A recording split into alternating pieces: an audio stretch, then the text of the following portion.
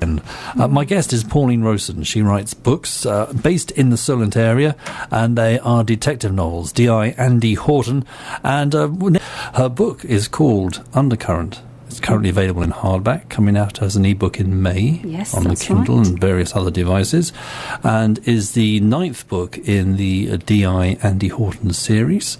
I must admit, it's not very often you see an author release a hardback nowadays. They still do come out in hardback. Quite a lot of the bigger authors do as well. But it's quite interesting, actually, the way that the market is moving, because, like you, I thought with ebooks, Kindle, Kobo, the hardback would disappear. But the feedback from my publisher, particularly in America, is that they want the hardback and they want the ebook, and it's the actual paper book that is the paperback that is being squeezed out. So it's an evolving market, but the hardback is also quite collectible because they don't obviously print a lot of them. So people are collecting those, and of course the libraries buy them because they're very solid, very tangible. And and next is the ebook, really. So very interesting. Yeah, surprised me. Very interesting, yes. And do you mind passing it over? Because the picture on the front, is that Portsmouth? Dead right, it is indeed. And it was quite a surprise to me because I had no idea that was going to be the jacket cover, because I don't see the jacket cover until it's done, and then they say, oh, hope you're happy with it.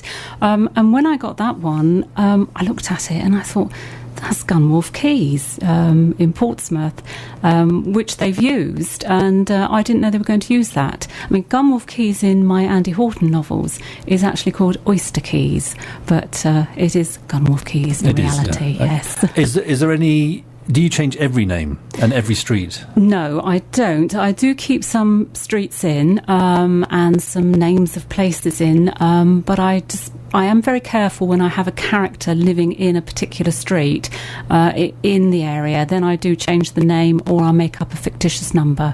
So you just have a little bit careful. And actually, in the books, I also use Port Solent. But when I went down to do research for the novel in Port Solent, they weren't very happy about me having a murder there. Because there was actual murder there some years ago. So I changed Port Solent to Horsey Marina in the novels as well. So there are some places that have changed and other places that people will know very well. And how close have you got to actually where you live? The crimes featured. Oh yes, Hailing Island is mentioned in there as well. And I have to say, with Undercurrent, the latest one that just came out in January, the one you're holding, that has actually got a murder in Portsmouth Historic Dockyard. So I've got a body in number 1 basin there. And I went to the Royal Naval Museum in the dockyard to do some research, and I said, I hope you don't mind, there's a murder around here. And they said, no, great, no, come in, we'll help you all I can. So some people obviously don't mind, and others are a little bit choosy about it. So when you're doing this research, do you immerse yourself in the scene? Do you close your eyes, or do you keep your eyes open? Yeah, I do. I mean, I get a lot of my ideas from the local area, from around the Solent area, and certainly Portsmouth, and obviously Southampton's featured in some of the books. So I know the area very well, and I do get inspiration from the areas. I think, that'd be a good place to have a body or a murder. And one of the benefits, of course, is setting them in the area that I live, is that I can go and walk the area, and I can take photographs, or my husband will take photographs, and then I will use that for research purposes. So one that's coming out in September, the next Andy Horton, which is number 10, is set around Hillsey Lines in Portsmouth again. So we went there and we photographed the area so I could sort of see and visualise how the investigation was going to go there. And I mean, as you mentioned, there's going to be 10 in the series. So has anyone started doing tours yet? I don't think so yet, but they might do, because they've just come out in China. Or actually, they're just being published in China this year. So if we see a lot of Chinese people around taking photographs, then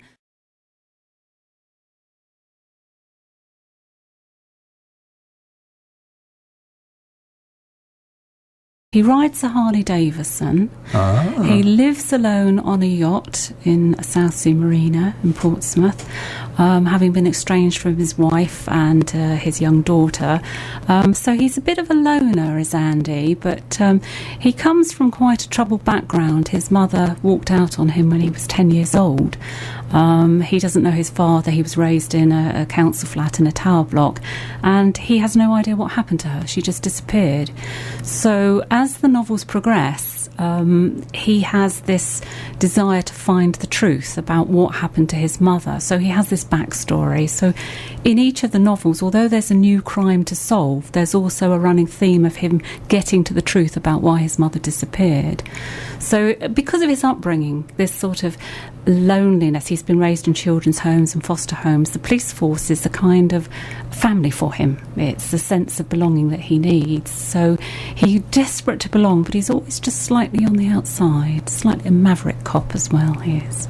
How much of that was developed when you started the first book, which is Tide of Death in 2006, was it? That's right, yes, quite a while ago now.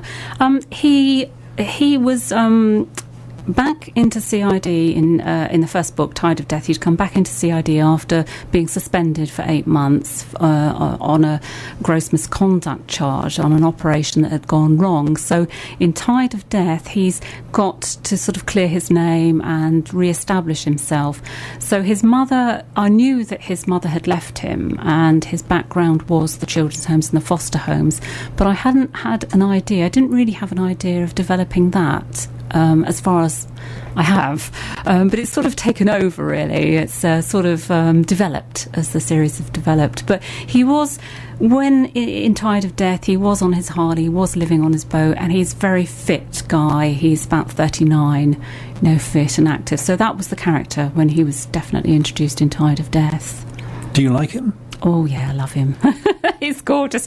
No, I mean, a lot of my readers do say, oh, we love your Andy Horton, and when can we meet him? And I said, hands off, he's mine. Because, Pauline, you've had Andy Horton in your head since, 2006. Mm-hmm. He sort of must be almost part of the family. So has there ever been Undercurrent? It's currently available in hardback, coming out as an ebook in May on the Kindle and various other devices, and is the 9th book in the DI Andy Horton series.